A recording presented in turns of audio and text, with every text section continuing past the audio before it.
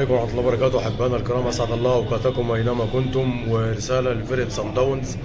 يعني أنا مش عارف، أنا فرقة صن داونز أنتوا يعني الناس كلها بتقول أنتوا فرقة تقيلة وأنتوا فرقة جبابرة على ملعبكم، ما بتتغلبوش على ملعبكم. تمام، خلاص بقى ما تجيبليش بقى النادي الأهلي تلعبوا لي الساعة 3 العصر والساعة 2 العصر. فين بقى الفير بلاي وفين اللعب الشريف واللعب النظيف؟ تمام، انتوا بتيجوا على ملعبنا بنلعبكم في احسن اجواء وملعب محترم والجو طبيعي وجو محترم، ما فيش اي اسلوب ملتوي. تمام، هو ده اللي انا اعرفه. انت تجيبني مثلا تسلخني في الشمس وتقول لي صن داونز لا يقهر وصن داونز ما اعرفش ايه.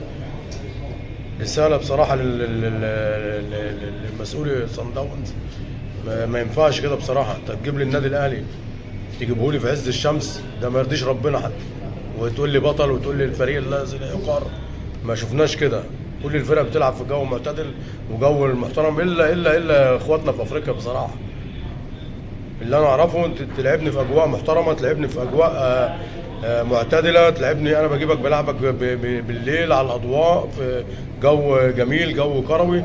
لكن اللي بيحصل من صن داونز ده كده، انت حتى لو كسبت كده يبقى انت كسبت بطريقه مش سوري يعني، مش شريفه.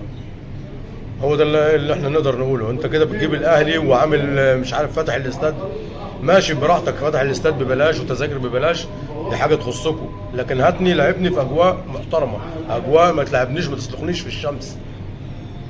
هو ده اللي انا بقوله على كل الفرق المصريه. الافارقه بيجيبوا الفرق المصريه بيسلخوهم في الشمس عشان تقدر ان انت تكسب فريق مصري.